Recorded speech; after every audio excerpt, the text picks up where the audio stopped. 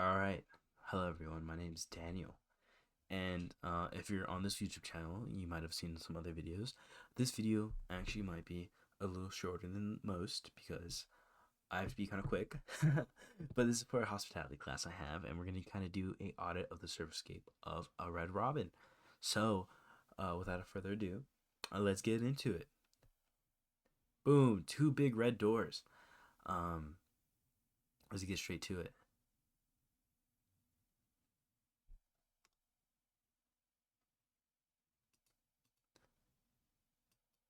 Alrighty. So this is what you see when you walk into Red Robin. You're not walking straight into the kitchen, of course. Don't be silly, guys. Um, don't be silly at all. Come on, guys. All right. Sorry. Um, but you see a host stand, and who do you see other than a really friendly person? This one is named Jake. Hi, Jake. But yeah, here's a host stand. Usually they'll come see you. They'll be like, "Hi, welcome in." Really friendly experience, really nice. Really organized, really simple. I think they have it down to a routine, and they even have their little sign for their Red Robin royalty rewards, and they even have their little balloons there. And let's get more into how the whole area looks like.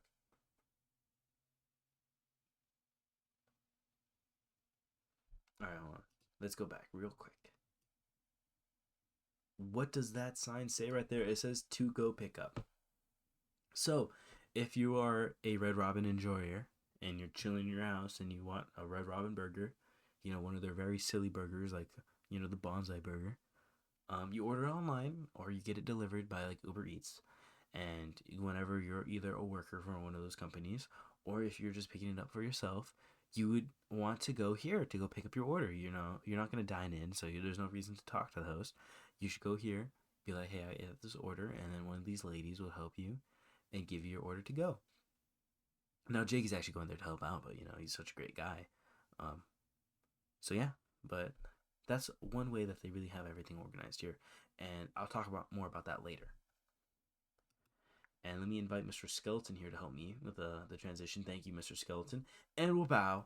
This is the main dining area of a Red Robin. All right, let's wait right here. This is the decor of a Red Robin. Quite casual, quite comfortable, if I would to say. The art here is kind of a little avant-garde. Um, Floating horses, swingers, matches, I suppose. Bleecker Street. I don't really know what Bleecker Street is, but Bleecker Street. Warning: do not touch the lobsters. Now, this is quite absurd, in my opinion. There's no lobster at a Red Robin. I don't think they have any back there. And I don't understand why they would even have this here.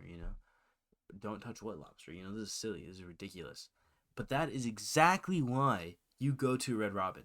You go here for fun, you go here for comfort, you go here not as a serious endeavor into fine cuisine, but to have a good meal, comfortable meal, and that's practically it. Sorry, that was my phone that rang off. My apologies. But yes, now let's keep going. Wow. Guy on a bike going over a train. This is absurd. Ridiculous. I would never expect any of this in any other restaurant except the Red Robin. And that is how they get you to have a really nice expectation of what they provide. You know? It's nothing too fancy, it's nothing too crazy, but there's still beauty in all of it.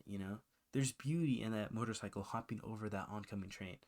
And there's beauty on that cat holding a wine glass. And I feel like that's really cool and it's really nicely portrayed. And let's get more into the conversation of a Red Robin. I think a Red Robin is kind of always following the playbook of casual dining. Everything's kind of quick, everything's there. You don't really have to worry about anything. You don't have to worry about the dress code of the restaurant. You don't have to worry about how your server would be talking to you or explaining any items. You would open the menu, you would read, oh, bacon cheeseburger. What do you think you're going to get? You're going to get a bacon cheeseburger. And it's going to be, a normal, regular, and comfortable experience. The smell, the cleanliness of the place is always up to par. It's above a standard, I would say, of some other restaurants. Um, but consistency is key in restaurants like that, like this. And Red Robin is quite consistent in everything they do. And I feel like the inconsistency of a theme in the art is meant to be playful, it's meant to be fun. And I really feel like that's what I get. Now let's get more into it. Right here, you have the tableside tablet, with their beverage menu right there, and their Red Robin seasoning, of course. And boom, okay, now this is a secret actually. Not many people would know about this unless you worked at Red Robin, so it took a lot for me to get this information. But my wonderful server, Tyler, hello, Tyler. Of course, he was very helpful, conventional, attractive male, providing me such power here by seeing the Red Robin layout. But I feel like this really helps with service flow with employees. And I was actually curious about that because how would you know where to sit someone if you have, let's say like 3 servers one night, or maybe you have 6 servers?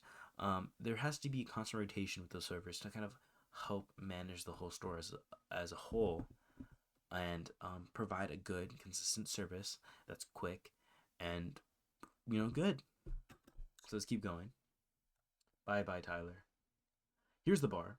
Quite simple. I do have some comments on this later, so we'll discuss that. Right here, you can see my pizza being made. I kind of sat in the same booth I did last time, so I kind of knew I could see that there. But boom! How long did I wait for that pizza? Now, like I just said, Red Robin is about consistency and it's about casual dining. I got that pizza within, from ordering it, maybe 8 minutes from when it was done cooking onto the food running section. I got it in like a minute and a half. So they're really good with how they are providing service to the customer and adding a lot of what you expect and what standard you have at a Red Robin. So now let's see that standard.